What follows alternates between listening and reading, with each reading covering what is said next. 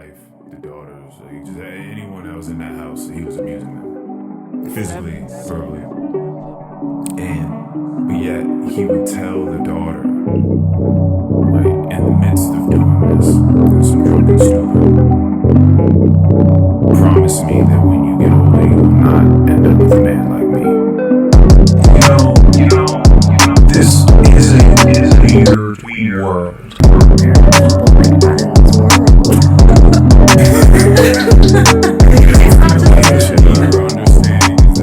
Thank you for being here, Radha. Thank you for having me. Absolutely.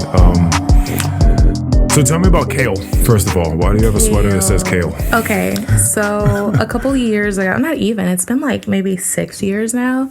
I used to work at a different, obviously different place from where I work at now.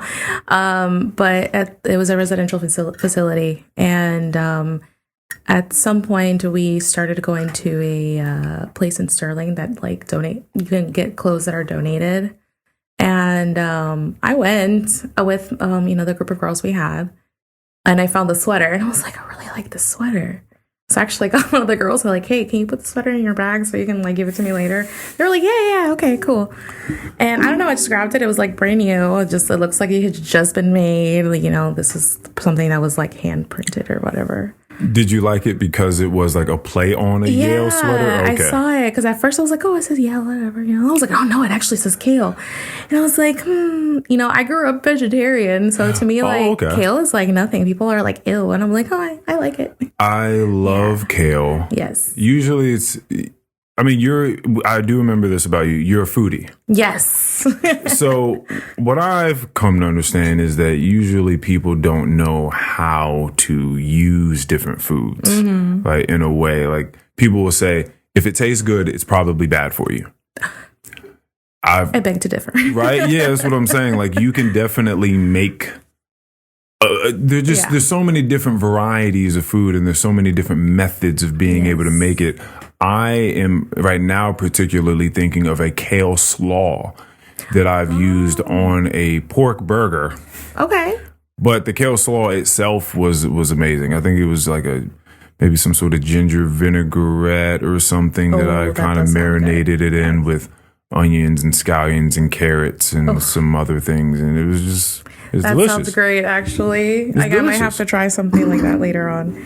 My talking about slaws, my mom was actually just telling me this morning she made a random slaw. She was like, I made a slaw and I'm so proud of it because she made a sandwich. And we were like, you made a sandwich? She doesn't make sandwiches. She's like, I made slaw. It was cabbage and she put jalapeno and onions. I don't know what else she put on it, but whatever sauce she put in it, it was really good. And she had a piece. And it just kind of reminded me, I used to love making slaws or pickles. Pickled onions, pickled, what else did I make? Radishes. I learned a lot of that during the pandemic. Why? Well, first, why'd you grow up vegetarian? Was it your choice or was it your? Well, it was mostly my parents, mostly my dad. I grew up in New York because I was born there, and my dad, he was young. He was 18 when he had me. My mom was 21, and he particularly had met a friend who was a really close friend of his. Who I grew up calling my uncle, basically. He was in a religion called the Krishna consciousness. Oh, wait, what was this? Krishna consciousness. Krishna consciousness. Okay, so Krishna is that's a Buddhist. It's Buddha is supposed to be a reincarnation of that. So it's part of the Hindu religion. Yeah. And trust me, there's a million people that have punched that thing a million times. You're not the first. Don't worry about it. Hence my name. My name is Radharani, my full name. And that's the wife of the god Krishna. And, my dad started following that religion a lot. And I feel it did really good for him. Do you know much about it? I did. I grew up a lot, going into temples, doing Sunday school there. So I'm pretty familiar with it. What sort of practices does Krishna? I've never heard. No, so it's like very much about being a devotee, basically. You know, the goal is for you to learn everything so that you give up everything materialistic.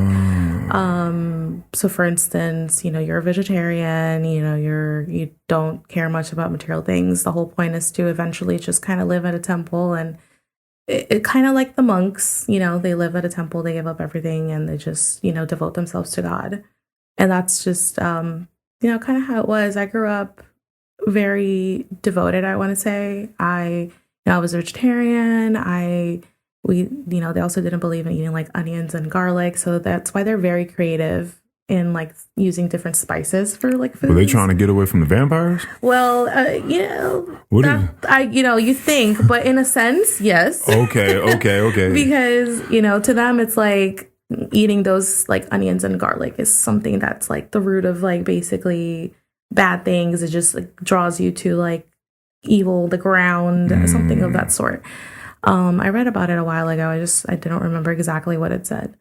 Are there any compounds, natural compounds that are encouraged in this, or no, like psychedelics or anything mind altering? No, actually. Understood. But, you know, I feel like as now in the modern world, like I think like use of like marijuana is not so frowned upon, because it's, you know, natural medicine. Right. I mean, I get it, but yeah, I don't know. It's very interesting. I just know that they are, you know, very against about being materialistic and wanting like luxurious things. Okay. And I feel like at some point, I'm really glad my dad kind of had me grow up in that, because it made me really like appreciate like nature and just being outdoors and like the things that I have and that I got, and me not wanting to like need like all these like luxurious things to feel better about myself or things like that. And you still feel like you still have that today? Like, yeah, I mean, yes, it's nice to have certain things here and there. I feel like I am at a point where I've been able to, you know, buy myself certain things, like, but it's not like, oh my gosh, I need to have this brand name like Louis Vuitton purse to like feel like complete, you know. For me, it's more like I need things that are useful. So like I finally bought myself like my desktop. You know, I've had a laptop for a while. Maybe next time I want to be able to buy myself a better TV. You know, things of that sort. Like right now, I have a couch. Finally, I'm so glad I have my couch. I'm so proud of my couch. I have a desk. You know, a nicer desk now. Like things like that. Were you sitting on a pallet of sorts before? Like, did you sit on the ground? I had my mom's old couch. That was really like, oh my goodness. And she loved that couch. She wouldn't let it go. But then I moved back and I was like, I have a couch. And she was like, fine, I'll throw my couch out. And I was like, yay. It's funny that people have that thing about couches. It's just like my like, couch has been passed down from generation to generation. It's like, you still want that couch? Yeah. We all have scoliosis now because of that couch. My goodness. Like, see, I wonder if that... does that have something to do with like, the back and the hip and shoulder issues? You know what? Because we used to have like this curved, like super plushy like couch that I would sleep on sometimes, and I would wake up aching. And then sometimes I wouldn't, because it just depended on how I slept. But I really do think it had a lot to do with the couches, because I slept a lot on the couches. I did. Not on my bed. My bed has always sucked. Like I had you know, Hispanic people tend to like keep things a lot. I had the same mattress for like 15 years. Well, I guess black people do it too then, because I was fucking asking my dad to get me something else, and I just stayed on that thing for the long. Yes. It took so long for me to get another one. There were springs like jutting, like just about to jut out of the fabric. Like I could feel it. Yes. I would literally just like, I would come home and just look at my bed before I'd go to it at night. I would just look at it for 10 minutes, like, oh my gosh, like I'm about to put myself through this again. It probably would have been better for me to sleep on the floor at that point, like just to get like a firm base underneath me and just sleep there with maybe a small pallet, maybe. Sleeping on the floor is not bad. That's what I hear. It can be good for you. One of my best friends is Korean, her mom has one of those like stone like jade beds, and she's like best sleep ever. Stone jade bed, and it's like she has like a heating pad for it for like winter, and then a cooling pad for summer. Interesting. Or something of that sort. I'm not sure if she still has it now. So like the thing that she's laying on is actual jade. Like a lot of Asian people sleep on like flat grounds. Yeah. You just put like a little like futon over, and she never complained about back pain. And I'm like, I mean, a couple of times I have slept on the floor. It was not bad. I might have to rethink what I'm doing. Even air mattresses are better sometimes. I slept on an air mattress. Maybe it wasn't the right one, but that shit wasn't. That was not. You do have to get a good one. Yeah, because that one was not doing it for me. Yeah, you have to get one that definitely doesn't lose the air easily, because when they do, like, I have a very firm mattress right now with like a very thin like foam layer on top, and it's just not doing it for me. My what's it called? At first it was okay, but it got very like dipped, and now I'm just like, I can't. I need a memory foam. I slept on my sister's like $400 memory foam like mattress. Yeah, that thing, it's great. Yeah, my brother has some sort of some smart bed, because everything is smart these days. So he's got like a smart bed that calculates what temperature he is and calibrates in regard to that to make him like his optimum temperature as he's sleeping constantly. Right. And it like dips in where it needs to, like as he moves, so that he can constantly be comfortable. So it's never different. I love that. Then it tracks like the active sleep he was getting to when he was rustling around, and it tries to like, it gets better every night. And I don't even understand. I might need something like that. I was complaining about how I've been sleepy sometimes during the day, and I feel like I've slept my 8 hours, but I wake up and I'm like, ugh. And someone suggested to tell my doctor maybe I might need a sleep study because it might be sleep apnea, and I'm like, I don't really snore like that though. They're like, well, you'd be surprised, but yeah, like bringing like this, quality of sleep versus just sleeping, a mattress really does matter. Like, that's an investment I think you really need to, like, put money in. Yeah. Because, let me tell you, when my sister got her little $400 twin foam memory, mattress, I was like, you're crazy. Why would I want to spend that much money? But I slept on that, and I was like, oh, yes, I see what you mean. And she, like, sits down, lays down, knocks out within 5 minutes. And I'm like, that's what I need. Because I toss and turn until I have, like, finally like the best position I can get. And then so the chiropractic sort of unbalanced review that I get is that some people are like, yeah, I go in there, they crack me up, like you're saying, just do whatever, twist, turn, crack, do whatever it is you feel like I need, just please, for me to feel better. And then they come out feeling great. And then the other side of the review is that that's all it'll ever be, and you'll have to continue to go there forever because there's no corrective sort of recoursing, I guess, Well, I feel like yes and no. I feel like once you also have the right chiropractor, because there's some, like, for instance, it turns out my mom went to one where they made her sign a contract, and she had to go for like 20 something, sessions for I don't know how much money every session. And if she didn't go, she'd have to like pay full price. And then, for instance, mine doesn't do that. They're just like, first session is this much money, and then the next one is just this and this and this and this. I'm like, okay, cool, just come whenever. I'm like, okay. And they're very chill about it. And the doctor's just like, yeah, just come back. You could come back twice a week, or you could just come back once. Come back more frequent, it'll be, feel better faster. If you don't, then let me get this microphone just a little bit over here. Oh, okay. Yeah. Have they at all, because I think about this in the same way I think about psychology and therapy, I guess I should say.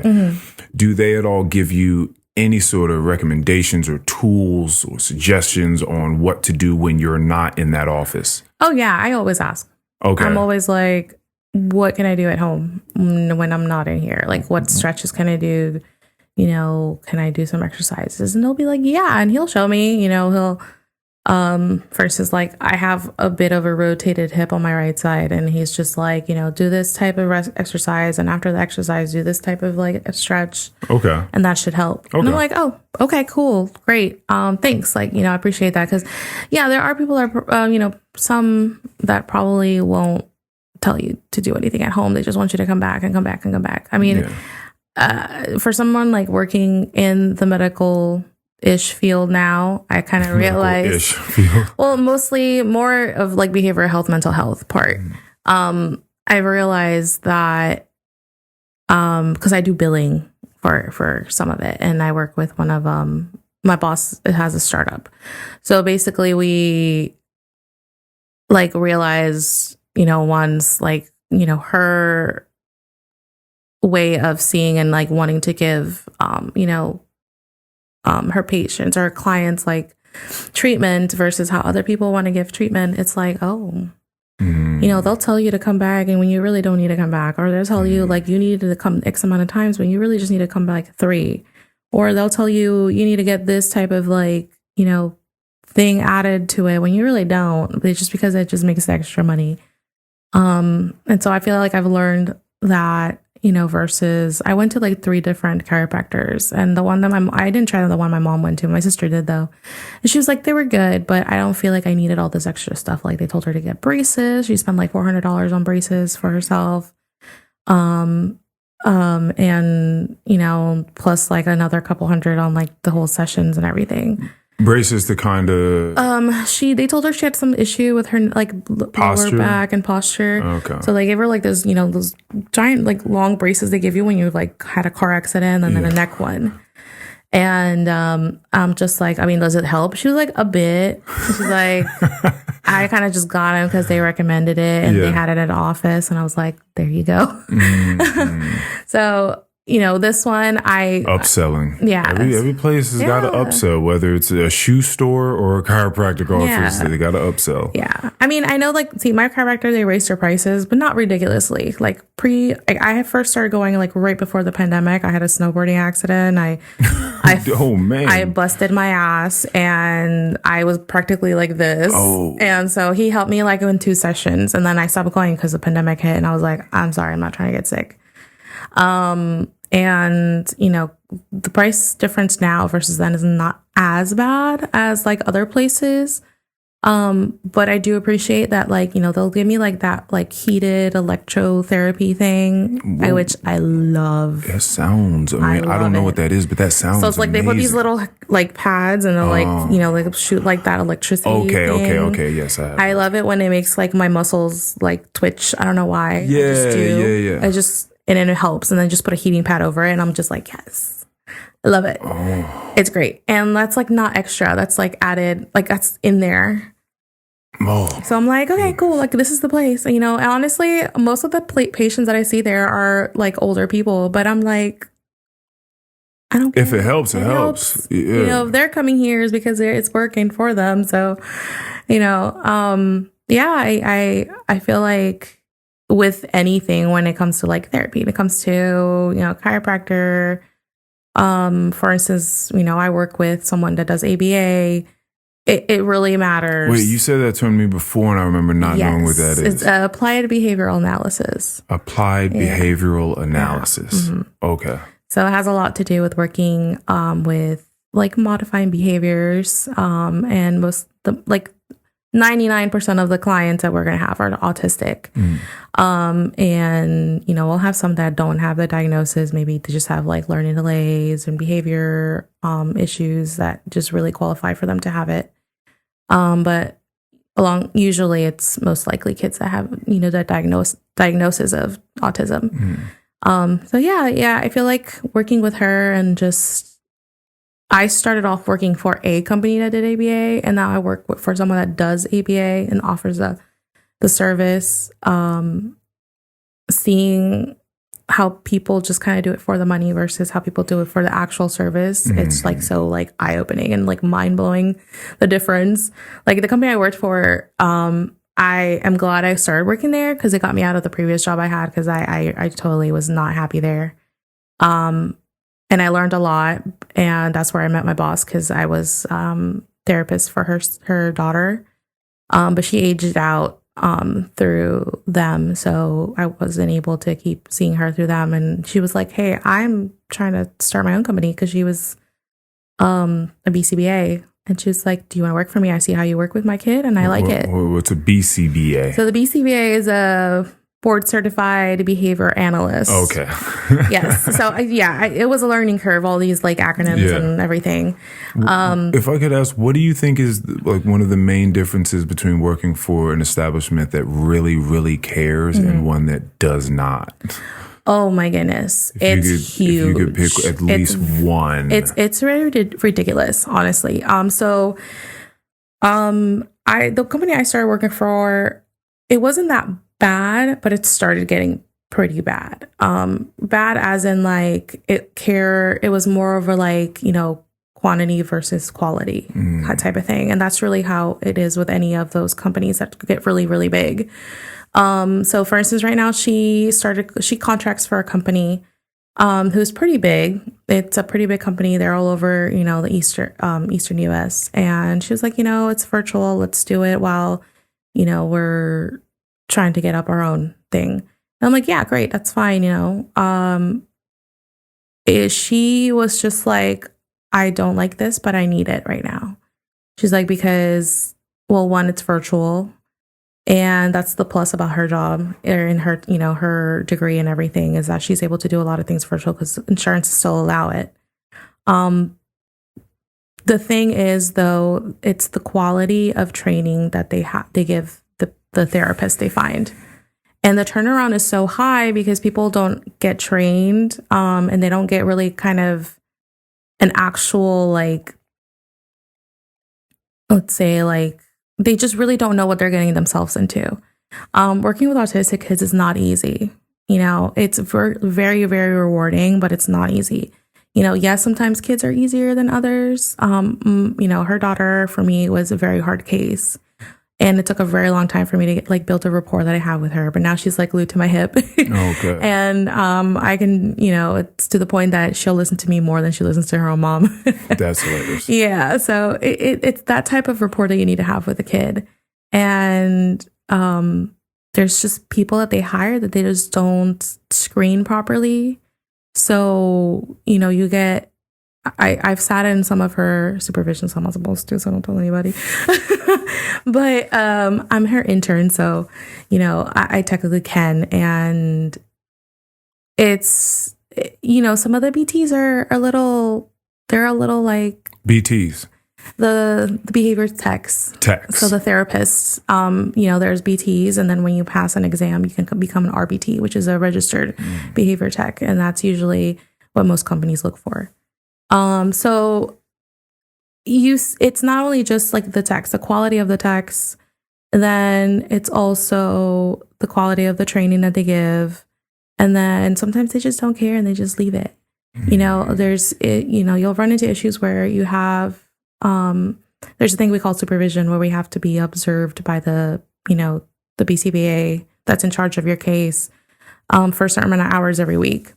And there's people that are like just sitting there, they're just talking to the parents for the whole session instead of doing work with the kid, or parent, we had one staff that all they did was just sit there and like talk to the dad the whole time. And it sounded really weird because it was just like laughs and giggles. This is fascinating because you just think that if someone goes into this domain of work that they're trying to work with children, that they're trying to be the best that they can be working with children, because it's like, why else would you go into this thing? Why don't you just go get a job at Walmart or like go like do something else? You know what I mean? Like, to choose this is a very particular thing to do. So to like get people that don't have a passion for this and like really don't care about it is it's very weird. Yeah. And weird. And then that's the thing that's also the thing. I don't even know how to go around that, but so when I started working, when I got interviewed, the supervisor that was in charge of the site that I was going to be at, which is the Manassas site, she was very descriptive. You know, she was like, this is the job. Sometimes it's going to be hard. Sometimes it's going to be easy. You know, I was like, okay, I'm in. Like, I like it. I've worked with kids all my life. I would like to, you know, have this experience. And she was like, okay, like, cool. Then afterwards, people weren't told that. People were just like, hey, we need people with experience. At first you needed to have, you know, X amount of years experience in order for you to work here. Then they lowered it to like at least 1 year, then to at least 6 months of experience of working with kids, and just have some type of bachelor degree. It used to be that you needed to have, you know, some sort of bachelor degree in like psychology or social work, or, you know, very specific.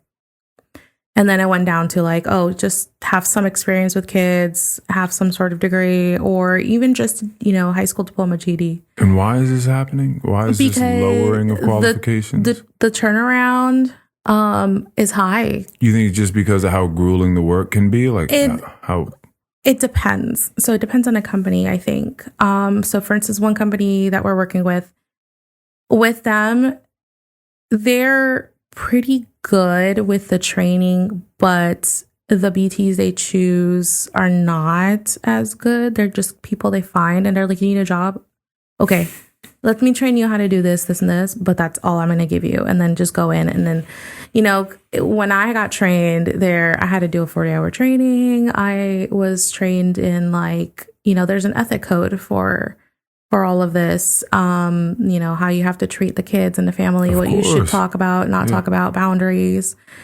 And I feel like companies they overlook that now, because I see like some of the BTs that, you know, are hired, and I'm just like, how did this person get hired? That's interesting, because that could be like a huge liability for the company. Exactly. And, you know, that was our thought too. Like, this is a liability. Imagine this kid, you know, we had one person who got hired, and then the minute they got hired, they started talking to the family and telling them how they didn't think they were going to keep the job for too long.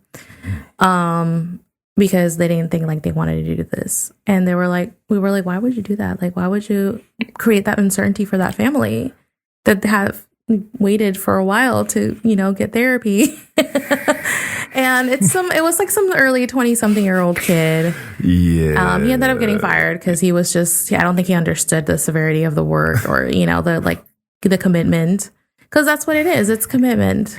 I guess that's the answer to my question, is like, why are these people like not like dispassionate towards it? I guess it's because, stupid me, people just need jobs. Like, people just need jobs, and they're scrolling on Indeed or LinkedIn or whatever, and they're just like, oh, there's a job opening. Right. I need a job. I could do this. Like, I can be around some kids and hang out. Well, see, there is a need. Like, okay, yeah, there's this job, the pay window or range is so wide. So like, I realized the lower they pay, the crappier the service is going to be. The higher they pay, it's a little better, but then it slowly gets crappy. Especially if the BTs don't stay. So I stayed for 3 years, and for those 3 years, I went through 3 different site directors. The third one was the one that made me quit. Why do you say the higher the pay goes, it gets crappier? I was on the higher end of the pay. And one of the companies that, you know, we're contracting with pays pretty low. But it looks like, you know, as the years go by, the longer you stay, the higher the raise they give you. Usually they start pretty low because of the turnaround. They don't want to spend that money on someone that's not going to stay pretty long. So like, they can start off at like $15 an hour, or you can go up to like $30 an hour. And, you know, I learned that as well, doing all this billing and everything. And I was just like, being on the end of the billing versus the end of like the one, like just getting the hourly pay it's like, whoa. Yeah. So it's, that's why I'm like, oh, I see why these companies want to just get big all of a sudden and just want to have money. They can make millions of dollars of this. Yeah. But at the end of the day, they end up not caring about the quality of their work, you know, because it really should depend. It really depends on the BT. At the end of the day, the person who's there giving the therapy is the one that matters the most, because they're the ones providing the service. You know, the BCBAs make the treatment plan. And yes, You have some that like do a great job at supervision and like actually being there to help you. And there's others that just don't care either. And they're just like, I'm just here to get my paycheck. And do you think growing up in that this particular religious Krishna consciousness background sort of laid the foundation in order for you to care about the service you are giving Absolutely. and not so much all this other stuff that the corporations are looking for, clearly? Oh, yeah, absolutely. To me, it's like, I try not to be so materialistic, but at the same time, I know I've worked hard for my money, or I know people work hard for whatever services they're asking for to pay for it, even if they have insurance. Like, you have insurance, you're working hard to pay for your insurance to have the service. I feel like you should still, provide something that's like worth it. I feel like it would kill like my head, like it would kill me inside if I'm just like, whatever, I'm just like, I guess it's just the type of person I am. So, especially getting into that field made me really be very aware of, how I behaved with them or how I reacted or, what I should do and not do in order for them to be good. I went through like 4 clients, and I this one in particular that my boss's daughter,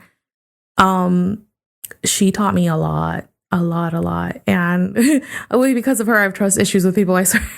But not like, in general, but mostly like people in the service. Well, there are other people that have given you trust issues too. Oh, yes. Yes. Oh my gosh. Okay, for a second, why do you feel like you were dating someone for, how long were you dating this gentleman that oh my gosh, almost 3 years. Okay, and it was upon the last year that you felt like you really got to know him, which was 2020. So 2020, that was around, pandemic time. I got stuck. He still kept working, because he kind of had to. He worked at the place where I used to work at. And I kind of got stuck at home doing a little bit of virtual because I had just switched my job when the pandemic hit. Like February 1st was like my first day. And then a month later, they were like, hey. And I was like, oh, crap. So he was like the breadwinner for a while, and I was very grateful. But it was hard for him to not throw it at my face. It was hard. That's the and it was very low worst. key. This is the type of person that did it very, very low key. He was real subtle shade thrown at you. So, can you give me an example? Because this is going to make me laugh. What is some subtle shade he would throw your way about taking care of you? Okay, so when it came to like buying groceries, we were like, okay, 50-50 split, right? But then there'd be times he would go to work and I would wake up. There was a time that me and my mom religiously woke up like every other day in the morning, like at 5:30, and would go to like Warrenton to Walmart there to buy stuff, especially cleaning stuff, because like everything was so scarred, like so like scarce. Oh yeah. And I'd be like, hey, I sent X amount of money, and he'd be like, why? Well, because we needed this. He'd be like, ugh. Well, I mean, and it took a while for him to just be like, okay, here's my half. And I'd be like, okay. It got to the point that I was like, I don't even want to ask him. I already didn't like asking. I was, the way I grew up, I didn't like asking people for money. Not like that. Like I started working at like 15 years old. I always had my money. And if I needed to ask money, like it was tough for me to ask for help when it came to finances. So he made me feel like I really couldn't. I just did not want to. And it got to the point that my sister was helping me out with groceries. He found out through a fit, was like, well, I'm the man. I should be helping you out. I'm like, oh, yeah. You kind of didn't. You made it seem like I couldn't really ask you. And if I did, like, you'd kind of make a face. That's not what I was looking for, You can't expect me to ask you when you have some sort of face or, some sort of really nasty response. Yeah, that's a weird one. I was just having this discussion with someone. I'm just like, I'm gonna start like word vomiting everything that I haven't told everybody, even though I've told my close friends about everything. But I'm sure if someone sees this, they're gonna know who I'm talking about, and they're gonna be like, wait. Oh yeah, it's like the idea of taking care of someone, but it's not out of the goodness of your heart. It's like for control aspect, so that now anytime they want to do something, they kind of have to they kind of have to talk to you about it because it's going to be coming out of your pocket. Like, you're going to know everything they're doing because it's coming out of your pocket. You now get to say to them, I do this, this, and this for you. You know, like the least I heard that a lot. The least you could do is this, or I can't believe you can even complain about this after I do that. You know what I mean? Oh, the one I heard a lot was, you have no idea how much I've changed for you. And I'm like, well, I didn't really know you, how you were. I just, you know, to be fair, I knew him for maybe like 6 months before we started dating. And because I met him at work, and I mean, we got along, we were cool, like it was all right. And then one day, I think I left him alone when we were working, and for like a half an hour, and I wasn't supposed to. And I came back, and he was like, "I'm not like everybody else, you know. Don't you ever leave me alone. I'm not trying to get in trouble." And I was like, "Okay." And he got like a little in my face, and this was before we were dating.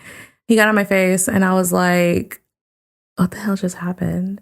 Yeah, because I'm not even understanding that you left him alone. So we have to supervise the kids. Obviously, the house I worked at. Okay. They had halls, and each hall was separated. Yeah. When we weren't allowed to put them together because I think we had girls and boys at the time, and I think I left to one of the halls, and I kind of got distracted. I was like talking to the kids. I was talking to the staff there. I came back, and I left him alone with the girls, and he was just like, why would you do that to me? You know, like, don't ever do that to me again. Like, I'm not like everybody else. And that was his thing. He loved saying that. Like, I'm not like everybody else. Don't group me with people that I don't know, blah, blah, blah, blah, blah. And I'm like, honestly, you ended up being just like everybody else. But, you know, you think you wouldn't talk bad about someone that you really cared about, but it's just this person really, really, like, he did a good job at pushing me away. Yeah, the control aspect of dating is what's very interesting to me when I speak to people these days. I just spoke to someone that was on the pod not too long ago, and she's dating now, and she said she started dating a guy. She was like, it's kind of okay right now, like it's kind of cool, but you know, I have a guy friend. And he just texted me one day and was like, girls that have friends that are guys are red flags. And I could already start to see the compromise in her. She was like, well, you know, like, I don't want to stop being this guy's friend because we've been friends for like 10 years. But, you know, maybe I should just like not text him around this guy or whatever. And I'm like, oof, like I'm already starting to see her like starting to, you know, distance herself from this friend she's had for a decade so she can start to date this guy she's known for 3 weeks. Oh my gosh. No. See, that's one thing I learned. And I learned a lot of this relationship and how it ended. I had a lot of guy friends as well. You know, even in high school, I think you can remember, you know, we were pretty cool. I had a lot of, like, I talked to guys. I was just friendly with people. And I had a couple of guy friends that I ended up blocking immediately because he was just like, I don't believe in that. I don't have girlfriends. And which was BS because he liked talking to girls, and girls would randomly call him and he'd answer in front of me. And I'd be like, okay, I guess I'm not going to say anything because the first things that he told me when we started dating was like, please don't clock me. He's like, my ex used to do it all the time. He's like, it drove me nuts. It's just a thing that it's just a non-negotiable for me. And I said, okay, fine. Don't do it to me either because I don't appreciate that because I won't do it. I think if you don't show me that there's a need for me to do it, then I don't think I need to do it. You know, you show me I can trust you, I'll trust you. And I mean, he did a pretty decent job at that, but it was manipulative. The way, you know, he gave me his like passcode for his phone. I never looked at it. You know, he'd always be like, you want to look through it? No, I'm fine. And it was like, okay, let me make believe that like everything's fine so that, you know, you think it's fine and I can just keep doing shit on the down low. This guy would take his phone to the bathroom when he showered. He would leave his phone under his pillow when he fell asleep. Oh, yeah. So it was after the fact and everything that happened that I was like, you probably were talking to girls when you were with me. He was like, no, I was not. And I was like, please. It was something on like there. The amount of lies you told me that you're either cheating on me or you were killing people and taking photos of it. Right. Like, there was something on that phone that you didn't want getting out. Like. Right. So, I mean, he had a video still of like his ex, like on his laptop and stuff like that. I mean,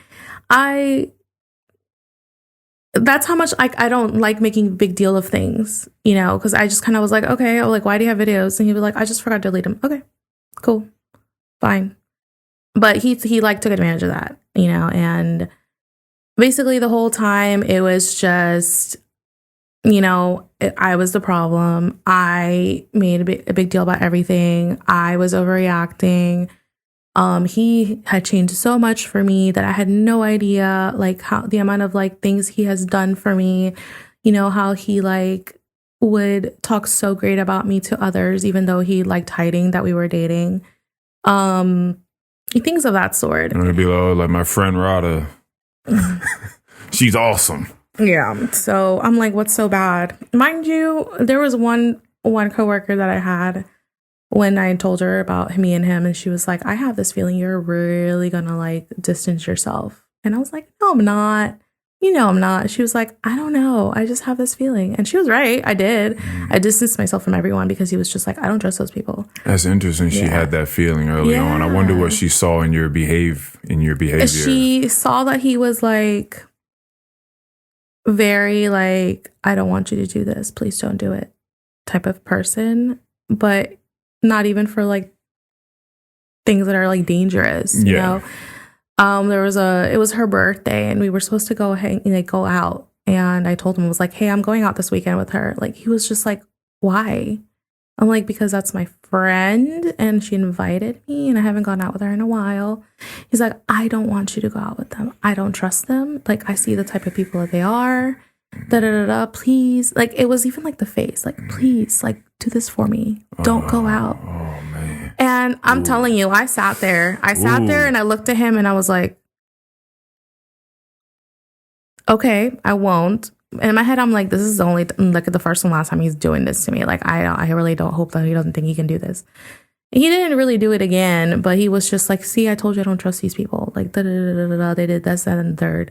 Or they joke like this and they joke like that. And I'm like, well, you never cared before. You know, like never, like before you never really cared. And it just kind of like, it just went like that. We broke up a couple of times. At some point we broke up and I was just like, I'm done. Like, thank God. I'm not going to go through this for the rest of like my life if he's really going to be like this. But then he came and he apologized and he was just like, I'm sorry. I won't do this ever again. Blah, blah, blah, blah, blah. It's just because my insecurities. Okay, yeah, you just got out of a relationship. Fine, blah, blah, blah, blah, blah. It continued very different ways though. And at some point I was like, do you even want to be with me? And he was just like, I'm bored. And I was like, wow, okay. And I left. And then he called me and I came back and he was just like a sob. I'm sorry. And there was a lot of that. Did you ever get to know any of those things that he had gone through in the past before you? Oh my gosh. Yes. He was very open about what he's gone through. Because I've learned that when people really, really, really like just tell you those types of sob stories, they're just really, really like they need that sort of validation, like, you know. And a lot of these things, I used to think them in my head. I used to never say them out loud. But it wasn't until he actually himself was like, yeah, I need validation. Yes, I need attention. Yes, I do care what people think about me because I need them to think that I'm great.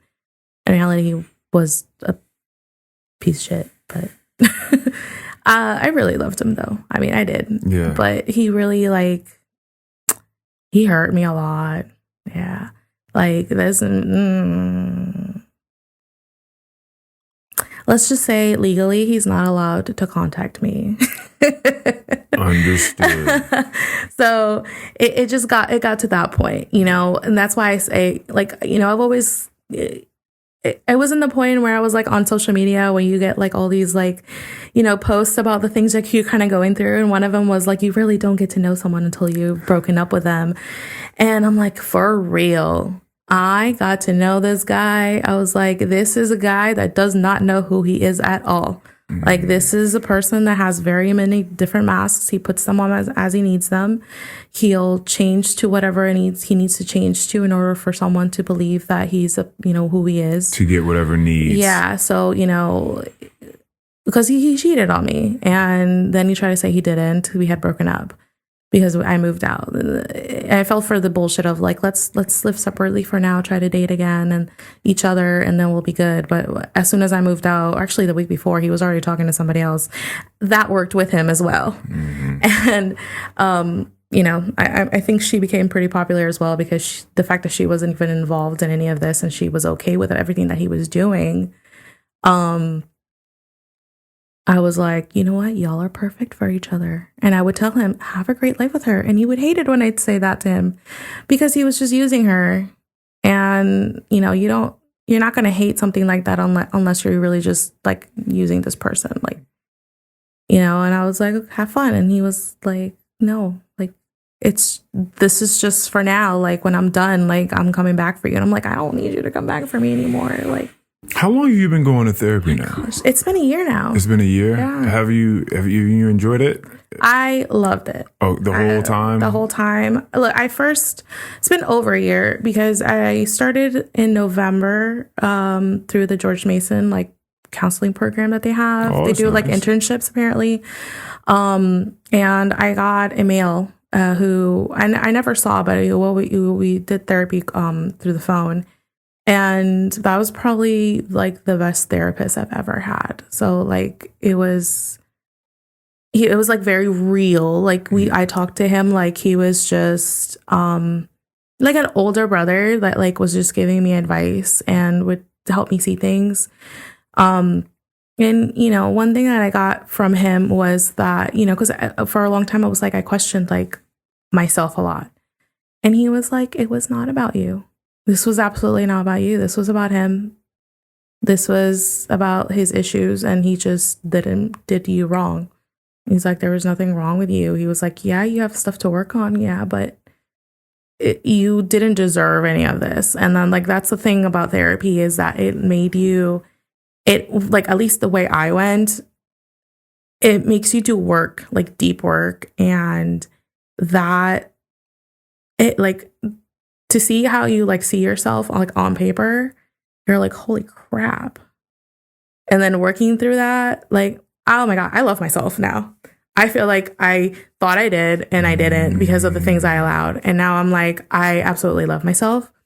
I don't think that it's selfish for me to take care of myself and put myself first now. I used to think that it was. I used to be like, I need to be selfless and put others before me. But it's like, you can, but to an extent. Don't let people, like, you can be kind, not like, what is something that someone told me? Be kind, not nice, because nice gets you stepped on. You know, be kind.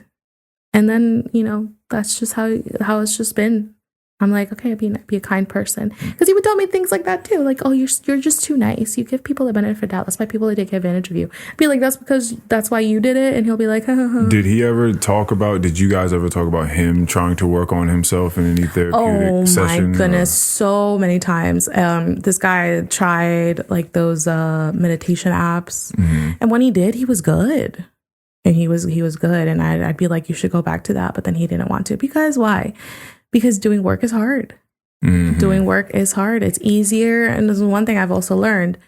It's easier for you to be negative and just be stuck in the place that you're at than do the work to get out of it.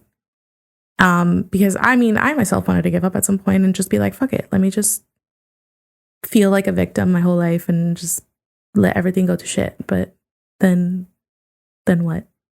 Yeah, I heard well, there are a few things that made me think about this, but many things. But I heard this story about a man that would abuse the family, the whole household that he had, the wife, the daughters, like just anyone that was in that house. He was abusing them physically, verbally, but yet he would tell the daughter, right, in the midst of doing this, in some drunken stupor, promise me that when you get older, you will not end up with a man like me. Right. And so there was this sense that he had that what he was doing was wrong, but he just could not bring himself to not be that person. And it just seems to me that there's just so much in the way, and things that therapy and meditation, all these things help get out of the way, help clear up, so you have some sense of clarity, Yeah. right? And you can make clear-headed thoughts and judgments and decisions Yeah. about who you are and how you're treating people around you. But that's why I asked that question about your ex, because it seems to me that people want to be kind. Like, people want to connect with other human beings. Like, that's like everything he's doing is to try to connect with other human beings. Like, he wants to. He does. He just can't bring himself to not do it in a scummy way. Absolutely. I know. I sat there, and I think the type of relationship we had is that we could talk about crap like that. But I got to know him to a point that I knew that he is a kind person. He really is. Like, this guy, he would see someone homeless and he'd give him like his last like $20 on the street. Like, he tried to be very kind, like, as much as he could.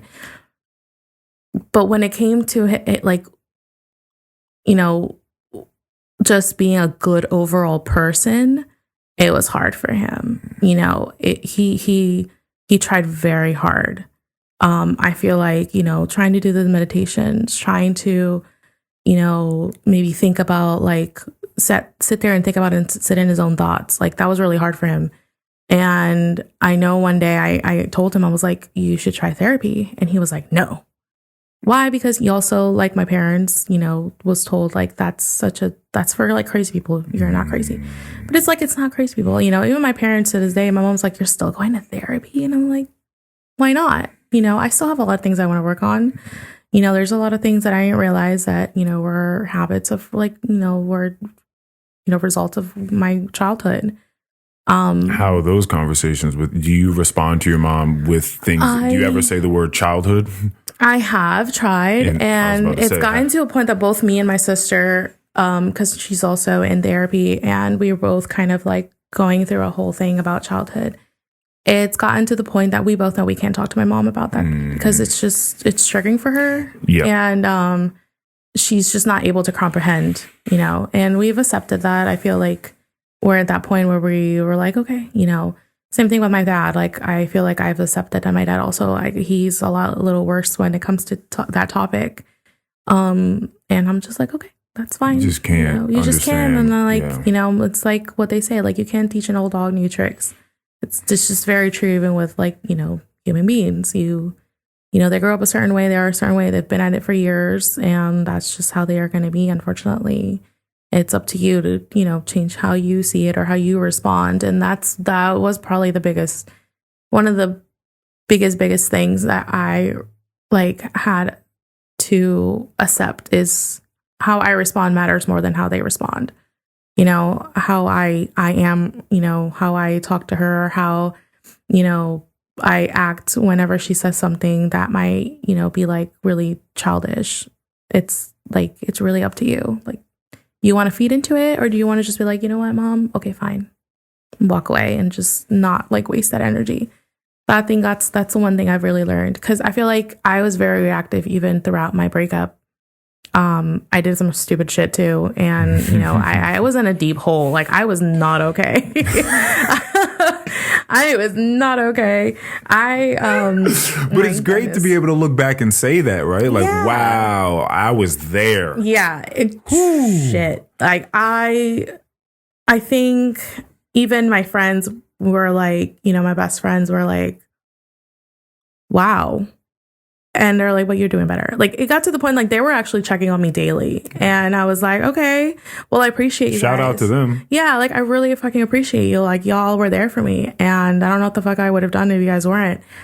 But shit, it got to the point that you guys needed to check on me like that.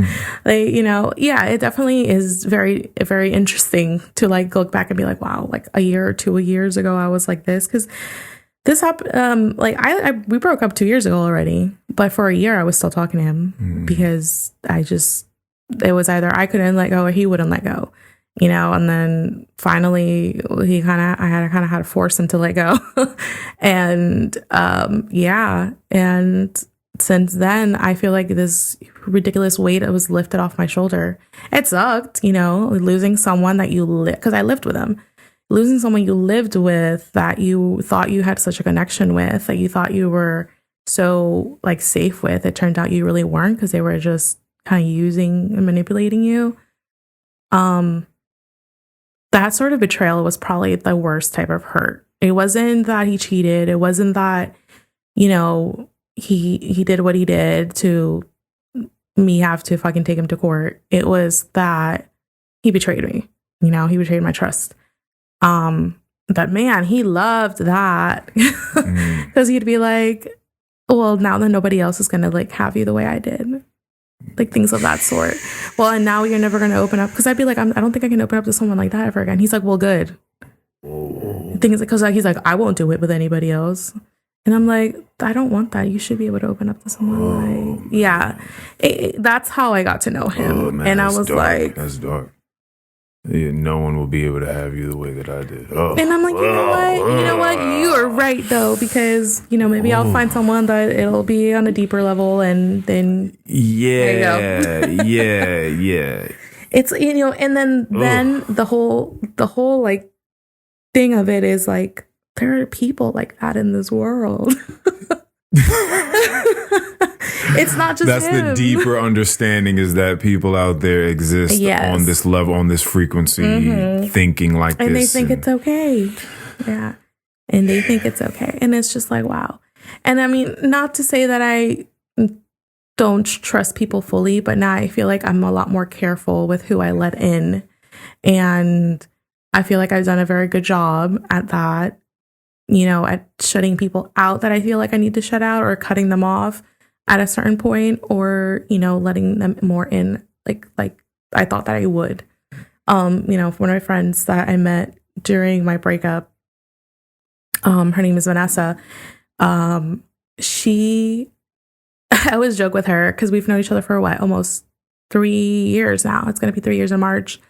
I met her in my old, the job I had before this one. We had a case together, and we got along really well. Like, it was funny. She was also with someone, you know, they broke up and around the same time. And then we just kind of started hanging out because she was like, I see that, you know, you're going through something. She's like, I'm going through something. Let's hang out. And I always joke with her now that I'm like, hey, our relationship is an example of what we should, you know, how we should be with guys. We got to know each other for the last 2 years. Now we're really close. We opened up little by little. You know, she knows a lot of stuff about me now. I know a lot of stuff about her. Like, it's gotten to the point that, you know, I know her kid, and he calls me aunt, and it's like, she's like, yeah, this is it. Like, that slow build of relationship is how we should definitely do it with guys.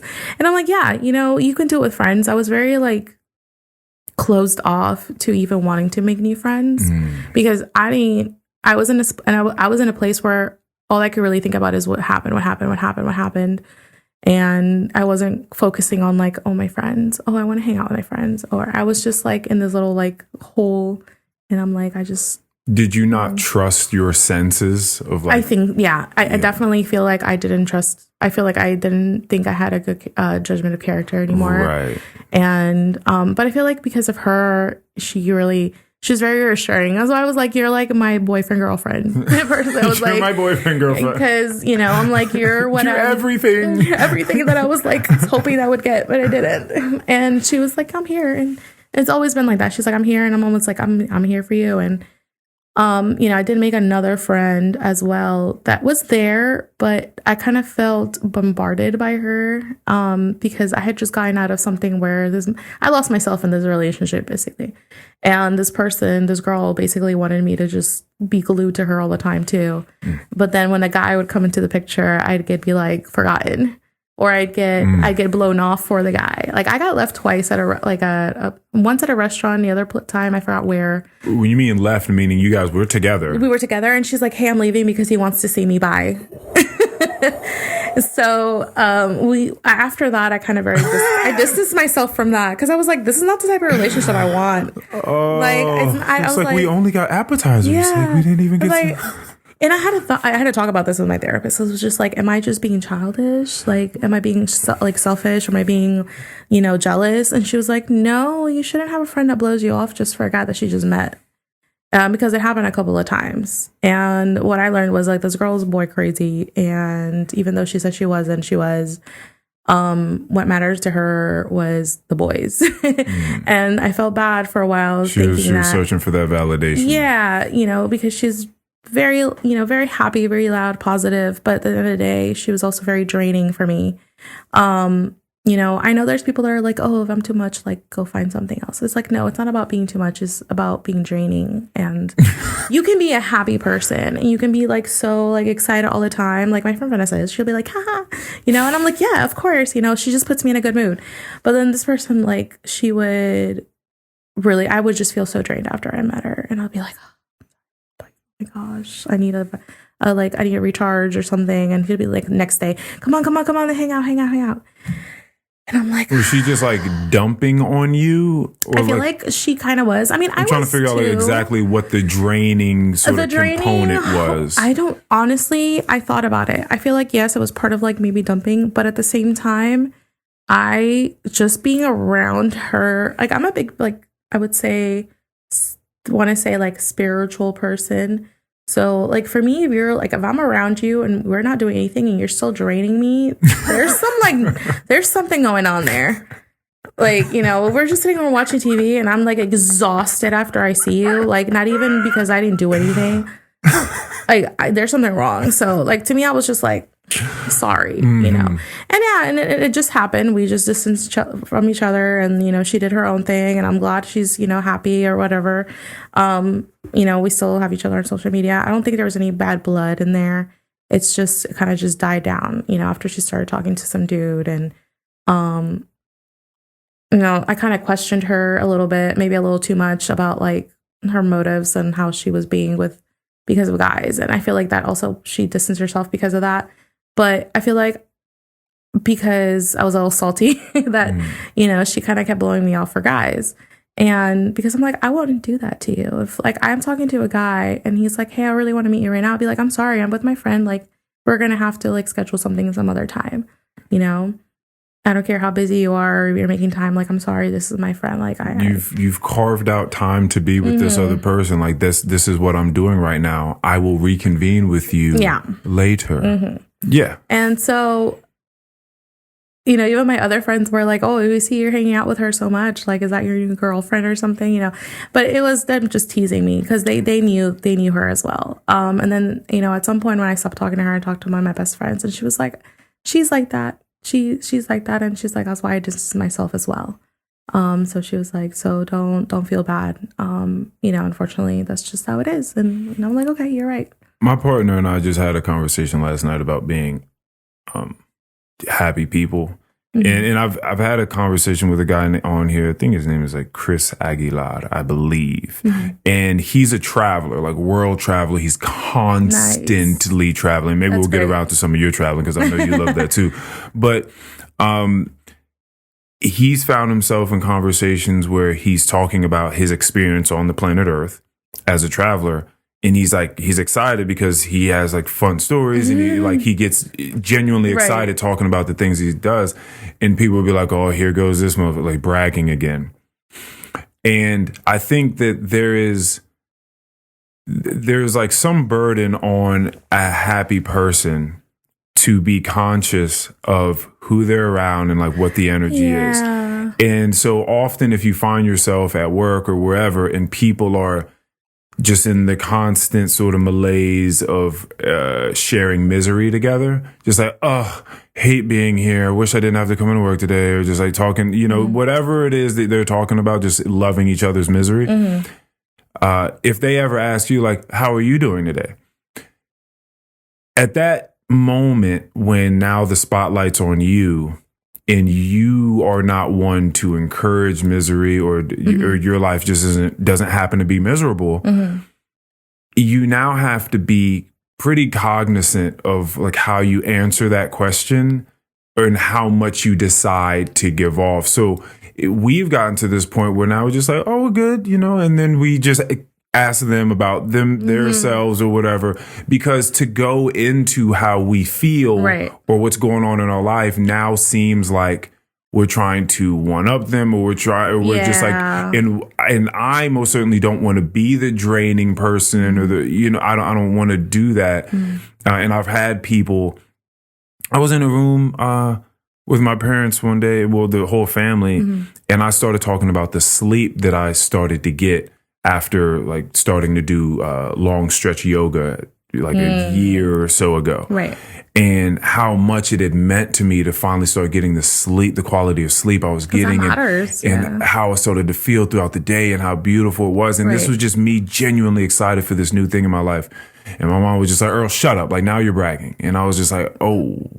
And then I was like, okay, I guess I shouldn't talk about this anymore. And, so I've like had to learn now, as you were saying, it's not about how they respond, it's about how you respond. So I just learned that there are certain conversations that I guess you can't really have with people because of whatever it is that they're dealing with. That, they're not ready for that light. It kind of, I guess, casts a shadow on them.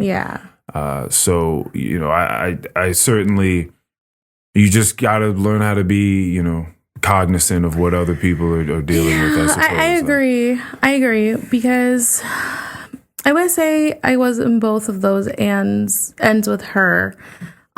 She was there to help me a lot. I was going through a lot of crap. I was dumping on her as well. But at the same time, I was also in a place where the things that she was kind of wanting to do, it was too much for me. And I kind of felt like I had to, because I felt like if I didn't do it, she would get so disappointed. Like I was still too worried about what others thought versus what I was thinking. So yeah. And I mean, I've learned that also as well with like my mom, for instance, my parents, I've learned that there's certain things I can talk to them about and there's certain things I shouldn't, or certain responses I should have and certain ones that I shouldn't. Because just, not everyone, is probably where you're at. And you just have to be careful. I feel like one thing that I learned is like talking to people, you definitely have to. You shouldn't feel like you have to be walking on eggshells, but you also should be a little maybe considerate and just be careful, I guess. Not everyone is in the same mindset as you. So I've definitely learned that a lot. And I feel like it's definitely made me pause and think a little more. Like I think the concept of like how to talk to people I really worked on it. Not just because I felt like, I need to be careful with people, but because my ex used to tell me that I was not good at it. I had a really big misconception of myself for a long time because of that.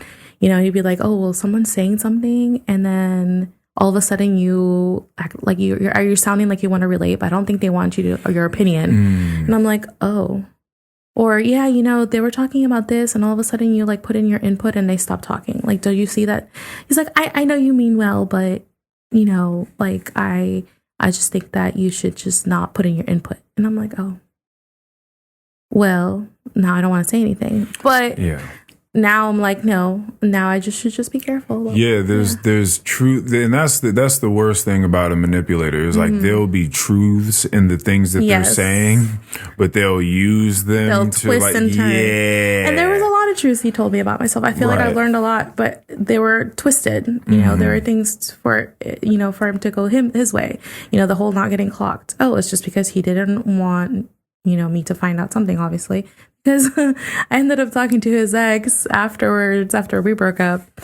His ex before me. Okay. And she was like, he would talk to girls. He would answer, phone calls. He apparently took her car one day to go pick up an ex that needed help and was just like, she needs my help. This is so funny, this small network you created or connection, I should just say. Because I just had someone on like a few episodes ago that was telling me about a Facebook network that was created amongst women to like sort of like out these guys and be like, wait a minute, no, I dated him 2 years ago. Hold on a second, like don't date him. Like I don't know if well, actually, it's public. You just have to apply, I guess.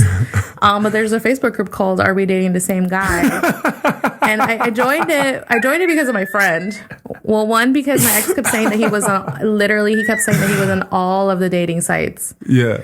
Why? Because for some really interesting reasons. But he was apparently on all the dating sites So I got curious and I was like, I wonder how many girls he decided to start talking. But he never popped up on there. So I was like, good, thank God. I'd be like, run for the hills. But my friend said that she actually found 2 of the guys that she talked to on online dating sites that were brought up on there, and they were like, yeah, we're talking to him too, and he's weird and he's that, and da. Turns one of them was married and he was hiding it and tried to say that he was getting divorced. Another one, turned out to be a total like player that had like 3 other girlfriends already. And those stories are interesting. Yeah, on these there. trust issue things are interesting. I remember like casually dating someone, and I was at the house that they were house sitting for. It was a beautiful home. And I was there where it was her cousin and I, and we were hanging out by the pool. And then I had asked the question of, like, it was getting later, and I asked the question of like, all right, so, I think I said I have work tomorrow. I was like, but so should I get on the way? And I definitely would do it differently now, but I guess that was my core way of asking, like, am I spending the night here, or like, should I go? Right. You know what I mean? And she was like, yeah, I guess if you need to go, like, you can go. And then I was like, okay. So then I left, and then we didn't talk for like 2 weeks. Lo and behold, she thought that her cousin and her started talking. They had come up with this narrative that maybe I had a family at home that I needed to get back to. Oh my goodness. And like, this was me trying to get out of there. And like, why didn't I spend the night? But I was like trying to ask if I was spending the night. I just didn't directly ask, but then I was just like, why that narrative though, that there was a family at home? And then it just, lo and behold, it turned out that she had known of this sort of story before from like a friend or online on Twitter or something like that people would be having families. Well, it's true though. Yeah. A friend of mine had dated a guy. She went on a date with him, and then it turned out that he was a dad of like 4. And people be doing a lot. She was like, yeah, no. That's so much. It's so much responsibility. Like, it's so much on your plate. I get that, dating sites, and I get that people have bad experiences, but I feel like you never will know unless you try. And that's like, I should definitely follow that advice as well, because I feel like I haven't tried at all. But I also feel like I'm at that point where I kind of just enjoy my solitude again. It's taken me a long time to enjoy my solitude. I mean, don't get me wrong, I get lonely here and there, and I'm just like, kind of wish I had a boyfriend. But then I'm like, that's too much work.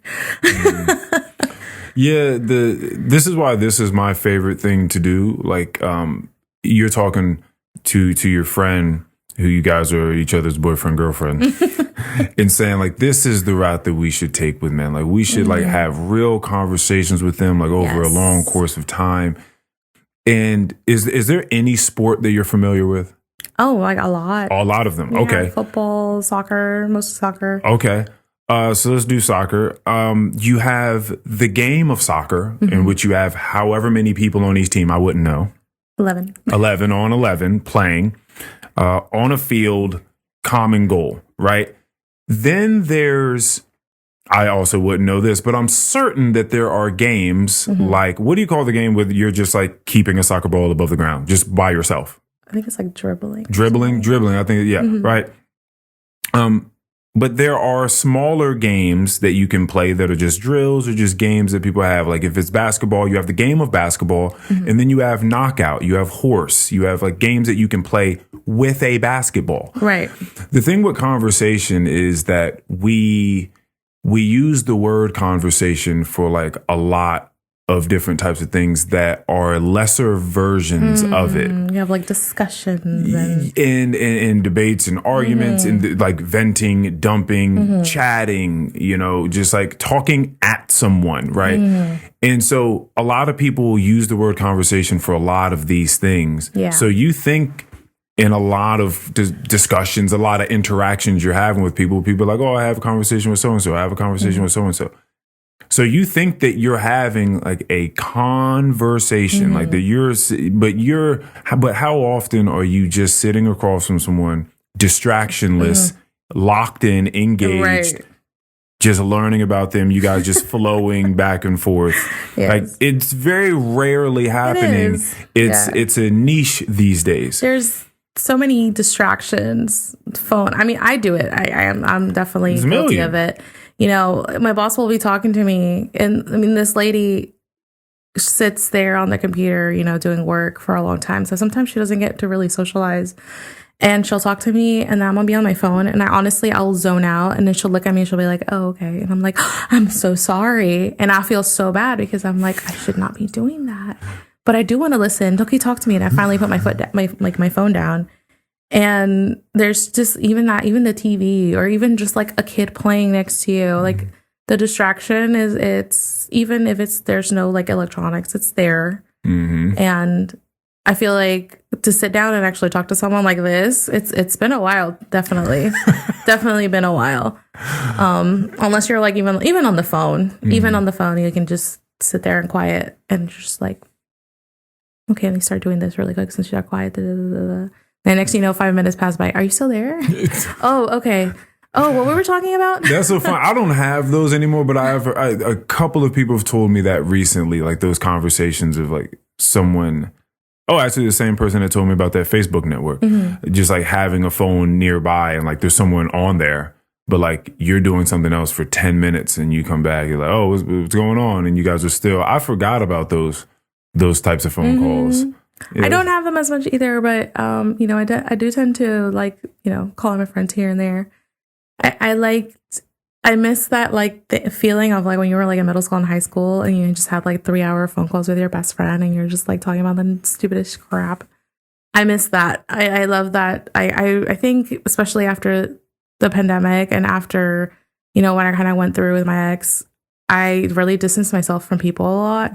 So, like, now I'm just, like, I definitely need to be around people. Like, I need to socialize. Like, I'm a human being. Human beings need to socialize, you know, maybe it's some less than others, but I need to socialize because otherwise I go crazy. I saw a TikTok of like this chick, I guess. I don't know if the whole thing was content or if this was a real thing happening at the time. It may have just been fake, but she had her phone propped up, I guess at the table, and you just hear, so you can't see the guy, but you just, she's like stirring her coffee, like her latte, and like pursing her lips and stuff like that, looking at the camera, and he's like, okay, so we're literally on a date right now, and I see you creating content. Like, and she's like, what are you talking about? Like, let's just talk. Let's have a good time. And he's like, can you please put your phone away? I see you recording a video right now for TikTok. Like, I'm trying to have a discussion with you. And he's like, I'm going to leave. She was like, so you're literally going to leave while we're in the middle of a date just because my phone is on the table? Like,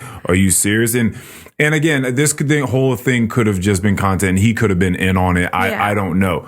But something tells me that there's some that you most certainly would risk, you know, the connection on a date for a good TikTok video. I think I agree. I mean, I used to not like run into people that, you know, if I'm out, like, let's say Alexandria or like Arlington, I used to not run into anybody that was making contact. Now you do.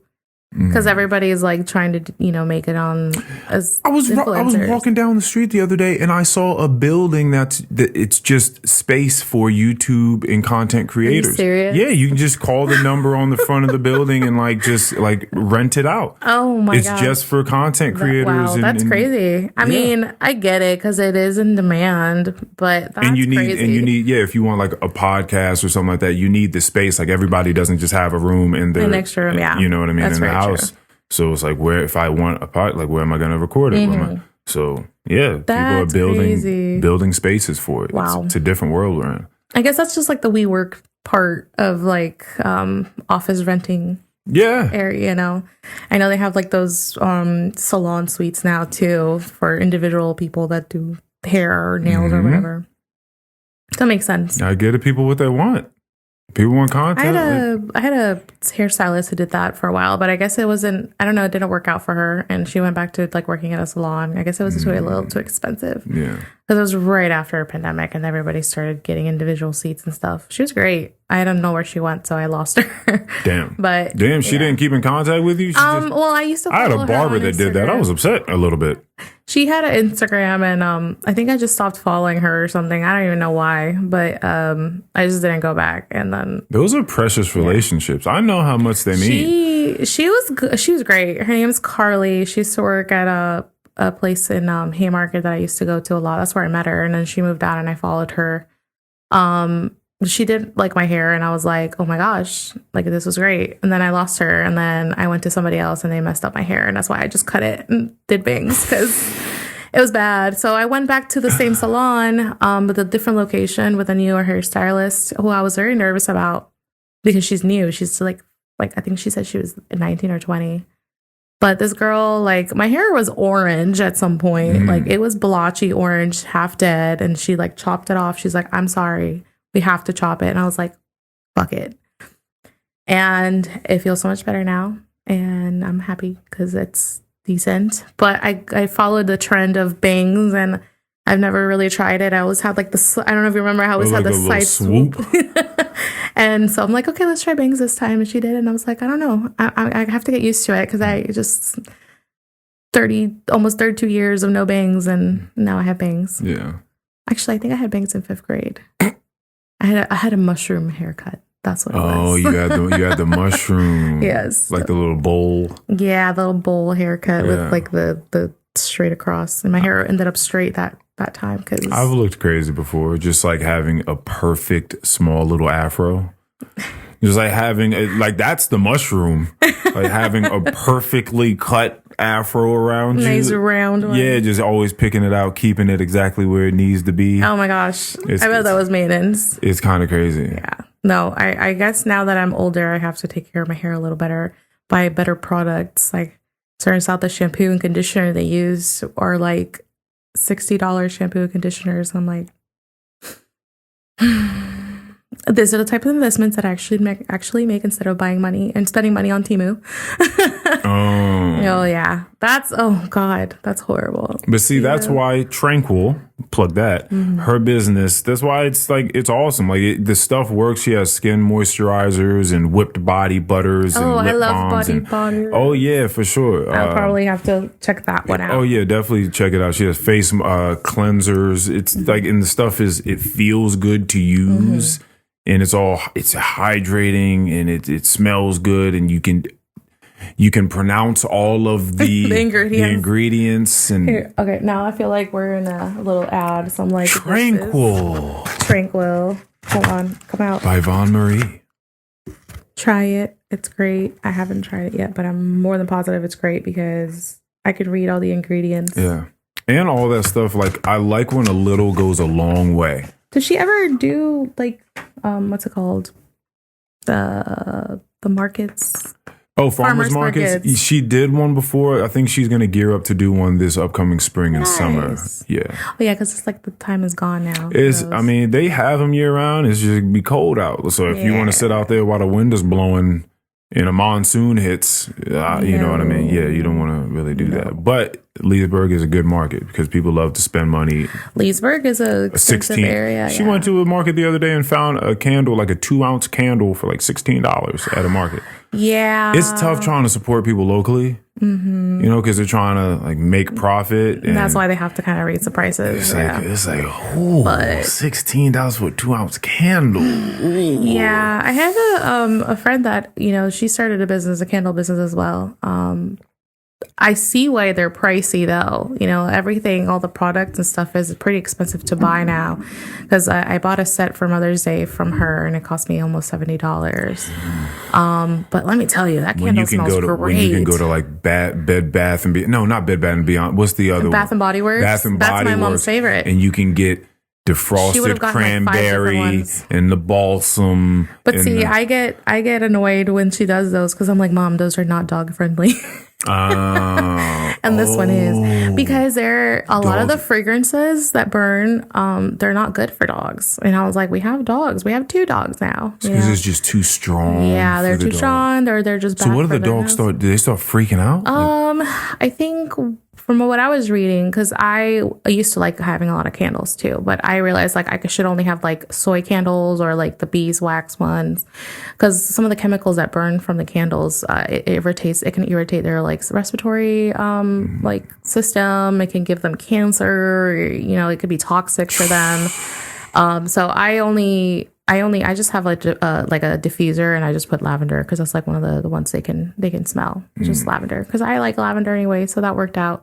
So if I get a candle, it has to be like some soy based candle with like lavender. Trying to do a good deed and then doing a bad job at it and hurting something is like that's the worst thing ever. Like yes, like I was driving down the street the other day and I saw someone that seemed down on their luck, right? And there was a whole dog with him. Oh. And I'm like, this raises a lot of questions. Like, when did you get the dog? Did you have the dog before? So, okay. Is it unethical to keep the dog? Like, how down on your luck are you? Are you about to get back on your feet? So you can, like, how long should you be in this predicament before you give the dog away? Yeah. How are we feeding the dog? Like, to what degree? It must do wonders for his spirit to have the dog and not be alone out there. But also, you got a dog out there. Yeah. I was reading an article or a forum, something about that, about how like, well, sometimes it's hard for people that are, having a hard time, whether they're homeless or not, like that, or just in the place where they're not able to take care of a dog or a pet. It's really hard for them to give them up because that's the only thing they still have. But then some people were like, well, sometimes those are like the best behaved dogs. And those are like the dogs that are always there because that's really what they only have. I know by my house, there's always someone that has a puppy. The dog is grown now. But they're always out there with them. And we always worry because like, oh, they'll be out in the heat. Oh, they'll be out in the cold. Right now we haven't seen them. So we're like, okay, maybe they found shelter, hopefully. And it's hard for you to like be like, I hope that this dog is okay. But then you're like, oh, but I hope this person's okay too, by the way.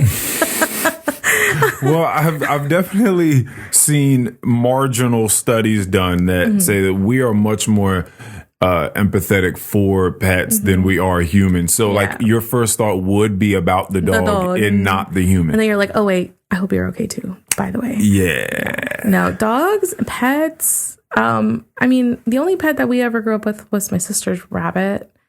But dogs are different. It's like, and I see why they would be like, oh, it's hard for them to give them up, because I would thinking about like losing my dog now, and I've only had him for 3 months now. I've had my other little one for 2 years, but that's my mom's dog. It's like, oh my God, thinking about having to give him up or like losing him. It's like, oh my gosh, what would I do? That dog, I feel like that dog helps so much. Dogs really do help a lot. Pets in general. My friend has like a cat and she loves her cat. I read somewhere and I told her, I was like, they say that cats cure depression because, they'll be all over you when you're in a certain spot. But then when you're feeling better, they're finally like, okay, bye. Oh, wow. And my friend has 2 cats. And, one of them is stuck to her. And the other one, both of them were glued to her for a while. And now she's like doing a little better. And she's like, the other one like barely comes to me, but this one's always with me. It's funny you say that because the video games these days are also, I think, in tune with, as they are just creations from people, in tune with the mental health realm that we're in. Because I was just playing Hogwarts, and in every town in Hogwarts, like there are cats, and you can always walk up to any cat and pet it. And like it'll be like a small like 5-second little cutscene where you walk up and like pet a cat. And I just thought that it was very interesting that they allow this. It's just like, why did they put this function in this game where you can just so cuddly? Yeah, I get it, but I guess it's the whole maybe the idea of curing depression and just like having like a small thing that you can just pet. Like even in the video game that you're playing, you can just walk up and pet a cat whenever you need to. There's something about cats. I don't know. My boss has 4 cats. And whenever I get to, the office and pet one, I'm just like, hi. If I'm like in a crappy mood, I'm like, ugh, someone cut me off and pissed off. I just come get the cat and I'm like, everything's better now. Wow. I don't know. I guess just the petting. Like, she also has goats, and I'll pet the goats or just watch the goats. And it's just like, there's something about animals, honestly, in general. Like, I feel like the whole like animal therapy is a thing. She'll be like, goat therapy. I'm about to start charging people money to come pet goats to feel better. And I was like, you should. It'll make money, because we have baby goats right now, and they're adorable. They're like the size of a cat, like a large cat right now, and they're just like the cutest little things. They'll follow you around, and they're like, hey, give me attention. I'm certain that there's variability in this, but I think with babies, very, very small children, and animals, there's like an unbiased factor. And if they really, really don't want to be around you, and there wasn't, it's like some deep trauma that took place, having to do with beings that look like you or something like that, then it's probably just a good gauge of your energy being off. Yeah. And the baby or the animal's like letting you know, like, no. Yeah, I've heard that before too. My mom's very into like, yeah, dogs can feel you. I mean, when I was not in a good place, my little dog, she slept with me for 3 months. I don't know why. She just did it every night for like 3 months. She would just sleep with me. And then, I started feeling better gradually. And then at some point she was like, okay, you don't need me anymore. I'm going back to my mom. Wow. And my mom's like, yeah, she's been there for you. And I was like, you know what? Yeah. Like when I would cry, she'd just come up to me and just start licking my face. Probably because my tears were salty, but, Yeah. And my dog, if I'm feeling a certain way, he'll just be like, he'll nudge me. He'll be like, what's going on? What's wrong? Yeah. He's that dog. When we got him, he was very, very shy. We didn't understand why. He's like scared away from men. And it turned out like the previous owner there's a possibility that he might have like kind of scared him a lot, or like, kind of just hurt him. We're not sure. But yeah, he's like, you can lift something up and he'll be like, and now he's like, oh, okay, you're not going to hurt me. I mean, it's only been 3 months, but still, that's an improvement. They're like little mini humans as well, because, they do get traumatized, and they do get hurt, and they do get sad and happy and all this stuff. Like, he's like a Velcro dog, I swear, right now. He just wants to be glued to my hip if I'm home. I feel like that's okay, because I want to do the same thing. I just want to be like, I just want you to be right here, cuddling me and watch TV and just, my little doggy. I love that connection. I love him. He's adorable. I love that I can get in his face and I'll just like kiss his face and he'll just let me. And then if somebody else tries to do it, he'll be like, no, get away from me. I love that. I don't know why. No, it's just connection. There's connection. Like as soon as you get a dog, you're signing up for an extremely painful severance at some point in time. Yes. Right. As soon as you open your heart up to another living being, at some point there's going to be that severance, and you know it. But it just happens to be worth the love and connection. It is. That you build. I feel like I don't, they always say like, oh, don't put yourself through something before it happens, because that's just doubles the pain. Like, so I try not to think about like the day that, I might lose him, which will be years from now. I mean, he's only 2, but still I'm like, okay, let me not think about it. Cause even thinking about it, like I'll be like, oh my God, no. And I'm like, okay, I can't think about it. Let it go. It's fine. Just enjoy it. And yeah, it's true. Like, oh my gosh, it's like, I'll tell my friends that have kids, I'll be like, it's having a kid. And they're like, no, it's not. I was like, well, for me it is, because I don't have kids. This is the closest I'll get to a kid, wake up every morning. I was like, he not only is it that I love that I have the dog and that he's just like, I'm glad he's like trusting me, but I feel like he helped me so much. Like I started kind of developing like depression symptoms again, because like seasonal depression, it happens, a lot of people. And I got him right before, I think I got him in August, September. Yeah, August. And let me tell you, the routine that I have with this dog helped me so much. Like I wake up every morning at 7:00 in the morning now. I used to wake up like at 10 and just feel like crap because I wasted half of my morning already. I wake up in the morning, I take him out, he goes out, comes in, I feed him, and I'm up. Start doing my stuff, make breakfast, then get ready to start working. And I work, take him out whenever, because I work like kind of hybrid. I'll work from home, and then sometimes I go into the office. And, now I sit there and I'm like, I have a routine. I've been struggling with making a routine. I have a friend that is ex-military, and he decided he wanted a dog to help with whatever level of PTSD he has and just depression or anxiety, whatever mixture. And he got the dog. He sent it off to some extremely expensive school, I think, to be able to be this type of dog.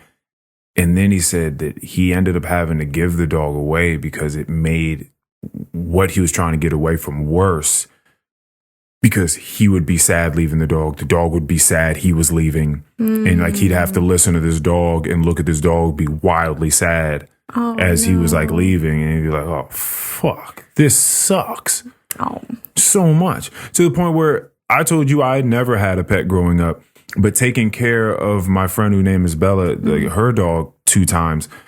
That dog and I, Gumpalumpagus, I call him, we created such a great bond in that time. When we were leaving in the morning to go to work, he knew, as soon as we would start getting ready, he just knew what time of the day it was. And you would see him start moping around or try to sit up underneath the couch or something like that. And it's fuck. I try not to think about it. This sucks. So now I thought, man, if I were to get one, I would need this dog to be taken care of. When I leave, not necessarily there has to be a person there, but there needs to be a plethora of toys. There would have to be a yard. I wouldn't want it to be in an enclosed space. Yeah. There's got to be space for it to at least, I don't know, chase squirrels, something have its mind, have its attention towards other things aside from the fact that I'm not there. No, you know what I mean? I get that. Because I got really into researching stuff. It was one thing having the little dog that we already have, but as my mom, so it's more of my mom's job to take care of her. I would just watch her. I would take her out here and there whenever she needed to go. I'd cuddle with her, whatever. But my mom was the main caregiver. But now that I have my dog, he's home alone right now because my mom was at work. But usually my mom is home, so I'm okay with him being at home and me not being there because there's someone there. Even though there's another dog, we keep them separate still, just in case. I mean, they get along a lot better now. They used to not. But I really invested time in getting enrichment toys. But he figures them out so quickly. Oh, enrichment toys. Those toys. I have one. It's a little disc where it has compartments to put treats in, and then you just close them, and they have to figure out how to dig them out. This kid, he got it in 5 minutes. He's done. He'll look at me. Building the IQ of the dog. Yeah, he looks at me okay, now what? And I'm like, because he's a very high energy dog, for the little dog he's pretty high energy. And so I have to take him out 3 times a day for him to run around the yard. The problem is that he keeps going to the neighbor's yard. So now we have to leash him, or we need to put up a fence. But that's what I would like. My goal is I have a door in my room because my room is an extension of the house. So it has a door, and I want to have, I told my mom, I was by the summer, I need to have a door that has a doggy door, because I want him to be in and out as soon as this is fenced and just run around and just be free and, not feel like he's stuck in the room. I mean, my room is pretty decently sized. He has space to walk in, around. But it's different to be outside. Yes, and he flourishes and he's just and he does zoomies as soon as we take him outside, and he's just happy. And I'm I love it. But I feel bad because I'm oh, you're stuck at home sometimes. Sometimes you have to wait until I get home. And he went out this morning. He went around, chased squirrels. I'm oh my gosh, come back inside. Fight with him like a little kid, come on inside now. Finally comes inside after he uses the bathroom. Then he's oh. And then, like you said, they know sometimes they get to know your schedule so well. They're oh man, he sees me changing my pants and looking at myself in the mirror. Yep. He starts being yep, you're leaving. Mm-hmm. And I'm stop it. I try not to think about it. I'd be I'm going to be back. And I say here, I'm take care of the house. I'll be back. Don't worry. I'll talk to him. Yeah.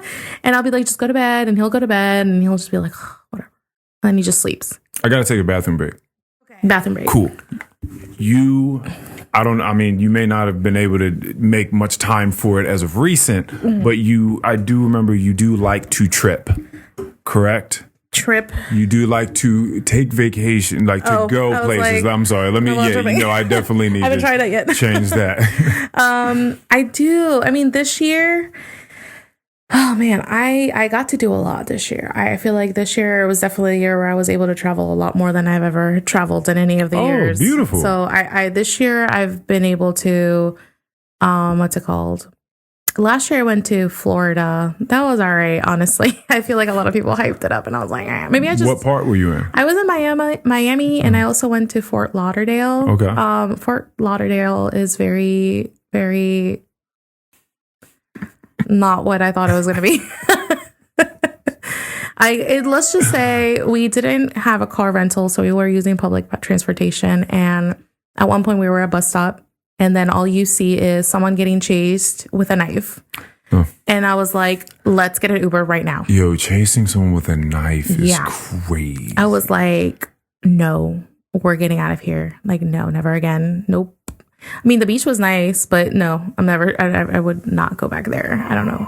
That was kind of like, oof. So the best part of that trip was what? Just Miami, just beach? The beach, yeah, the beach. Clubs? Were you clubbing? No, I didn't get to go. The friend I went with didn't really, it wasn't really her thing. So what was, so why Florida? She really wanted to go. Actually, we were supposed to go to the Dominican Republic, but at that time I was kind of a little tight. And I was like, I shouldn't travel. She convinced me to just go to Miami, and I was like, fine. And then I ended up just like really not, it just was not the trip I thought it was going to be. So it was kind of disappointing. And I think I would probably want to try giving it another go one day. But for now, I'm probably just not going to go to Florida for a while. All right. And then this year I've been to Puerto Rico recently. Nice. And I went to El Salvador. Okay. And I didn't think I was going to like El Salvador as much as I did. That was beautiful. I have a lot of my really good friends are Salvadorian. So I was just like, oh my gosh, when are you going? Because I want to go back. Yeah. It was great. I loved it. The food was great. Like the area was great. I know that country struggled a lot with crime, and I felt safe there. It was awesome. I went with a friend and, some family, and it was great. I loved it. If I went to El Salvador, like, what's the thing that I have to participate in, whether it be food or an activity? The surfing and the horses. I didn't get to do the horse riding, but they have horses there, and then they're really big on surfing. I did not know. I know, me neither. And so we got some lessons. I busted my ass, but it was great. It was so fun. It's better than you busting your ass snowboarding. Yes, it really was. It was 10 times better. And so, yeah, I recommend it. The food there was great. Oh my gosh. You definitely have to eat pupusas there. Yeah. Right. Delicious. Like I whatever I find here now is like nothing compared to what I eat of course, there. Yeah. Like you go somewhere and they've spent however long, maybe centuries, just perfecting this one thing. And then, of course. Yeah. So that what do they put inside and I don't mean it depends. There's cheese. Yeah. There's the cheese with these little leaves. I forgot what they're cheese called. Cheese with little leaves in it. It's kind of like an herb. And then you have chicken, you have beans and cheese, you have pork. But did they actually stuff the pupusa itself? Yeah, it's stuff in there. So the way they make it, and from what I remember from my friend, she was making it, you have the ball, you kind of squish it, you put the inside in, you cover it up, you make it into a ball, and then you flatten it. And then that's just how it comes out, and you take it apart. It's the best thing. You see the cheese, because I love them when they're really cheesy and crispy. That's the best. And then I went to Puerto Rico in the beginning of October. For a friend's birthday. I didn't get to travel out throughout the island as much as I want to, but I think that's another trip, because this was mostly a birthday trip for her. And oh my gosh, I loved it too. It was beautiful. Was Mercedes a part of any of these? Mercedes, no, she was not. But I did go with her to Cancun about 2 years ago. Yeah, I think I remember. And I think we're planning hopefully this coming year going somewhere else again, because there was a while we were doing at least yearly trips somewhere, even if it was within the States. So we want to get back to that, and hopefully we get to go to, even if we go back to Cancun, I don't mind. I just want to go somewhere. Is she still in Nova? Like here in Northern Virginia? Yeah, she is. Oh yeah, tell her to come have a chat. I told her, I was like, hey, I'm going to be talking to Earl. And she's like, oh, you are? She's like, I actually do listen to his podcast. And I was like, what? That's great. Yo, tell her to come, put her in contact with me. Tell her to come do this. I will. She's like, I definitely would love to do it. Oh my goodness. She's like, but I don't know what to do because I'll be so nervous. I was like, yeah, right. I was like, it's okay. You'll be fine. Yeah. I was like, I thought I was going to be nervous. Look at me. I'm just talking, blabbing. I'm so glad you came and did this, especially because you already remarked on it being a while since a conversation. I mean, there was a guy I was talking to that I thought I was having a conversation with, but all it really was him kind of just bragging about his traveling. Damn. And he's like, and I did this, and I did that, and I did that. Oh, really? Oh, so it wasn't like, oh man. It was. At first, I was like, yeah, it's great, we're having a conversation, but then I was like, okay, whatever.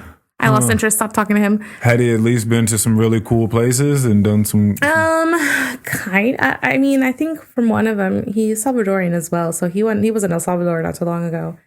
And he was just like, I'm doing this, I'm doing that. I'm like, that's great. I love it for you. Great. Yeah. It sucks when there's potential. Like there's like potential for a really good conversation. It's like there are things here that maybe I'd be really interested in, but it's like the way you're delivering this information makes me no longer want to participate. You don't have to brag. You just be like, hey, I'm traveling, I don't know. I don't even know. It would just be a part of the conversation. Like, oh, what have you been up to? Oh, well, I actually took a trip with a couple friends out here, and then you just flow and you have a conversation. Oh, what was it like out there? Oh, well, we did this. It was fun. You got to eat the pupusas. I didn't get to do that. You got to, just that was just kind of like he just told you. He just told me, and I'm like, oh, well, I'm glad you had a great time. And he's like, yeah, and then I did this, and I'm like, okay. Then I did. There's been a couple of guys I've talked to, but honestly, I feel like just so, I would say, into myself right now. Well, like your ex-boyfriend told you, like about like sharing your opinion or like trying to relate, right, through that bonding. Like, oh, you went through that. Well, I kind of went through something similar, like that whole thing that we do. I think that there's room for all those things like you've clearly come to figure out. It's not like you should just shut yourself off and never share anything when someone's sharing something, or that you should always share everything that's going on. But there's a swimmingness to it, where you just kind of have to feel out. Like the go with the flow thing is a kind of a real thing. Yeah, it really is a real thing. Like, when should I be sharing? And I try to give people the benefit of the doubt when it comes to engaging with other people. Like, because some people are just really nervous a lot of the time. And so they think like a good conversation is just, as long as there's talking happening, it's good. So maybe I just need to overshare, just keep sharing. So there's never an awkward silence. Yes. I say awkward with the quotations because people just throw this connotation to silence as though it has to be. Yeah, yeah. Someone said to me the other day, oh, I tried meditation before, but I just feel like that whole idea of it just being eerily quiet in your mind is just like scary. No. Eerily quiet. It's like, I wonder why eerily had to come attached to quiet. Like why the word peaceful didn't come before quiet. Like, there's so many other, so you just think, it's awkward silence. Silence has to be awkward, right? Yeah, no, I get that, because I feel like maybe 2 years ago that would be me. I'd be like, I have to talk about the randomest crap. I have to just bring up random crap, otherwise it's weird that we're not talking. I used to not be able to sit with someone in the car and just be like, oh my God, what do you want to talk about? Let's talk about something, because this is just where it's quiet. And now I'm like, it's fine. I think now for me, quiet, it's such a peaceful thing. Like, I like quiet. I like it when my mind's quiet, because then that means I'm not like overthinking something or spiraling, an anxiety spiral or something like that. I prefer the peace. Yeah, it's weird when like you've been, when you I just want to say when you got the game fucked up. Like when you think that it's supposed to be one way because you've just learned it that way, and then you realize there's actually an inverse that is much better. So in this, it would be, it could seem irresponsible to like not constantly be thinking about something. Like I could create a scenario in my mind or like an argument in my mind of like to just be peaceful and quiet in mind. Well, like, shouldn't you be thinking about things? Shouldn't you be thinking about the future? Shouldn't you be trying to set things in place and formulate exactly what's going to be the next step? And like, shouldn't you be doing that? And it's like, no. Right, you're like, but you most certainly do not have to play the game that way. And some might even say that it would behoove you to not do it, and it would allow you to see things in the future clearer, right? To not do that and create all these hypotheses and narratives and things of that sort. So it's interesting that phrases like silence is golden has been around since however long, but you just don't really understand it until you understand it. Like because all of that is anxiety. And people don't get that. They're like, whatever, I don't have this stuff or whatever, it's just not normal.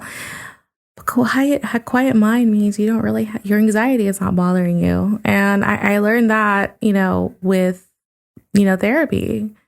It's your mind's running and you have to have this and this and this plan. It's anxiety at the end of the day. And I think to this day, a lot of people still don't want to hear that. I think they still want to just be like, well, it's just weird. It's just not normal to be silent like that. No, like really. Or they say a lot of like, my mind doesn't work like that.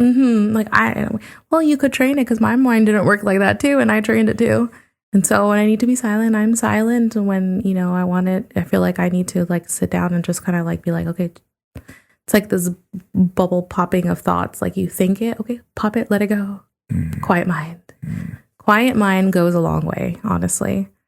So hopefully people, I feel like I hope more people are able to like discover that, because it really does make you see things more clearly. Yeah. Well, thank you for coming here and sharing some of your experience with me. I definitely would love to have you back on. This my gosh, I would love to. I didn't realize how I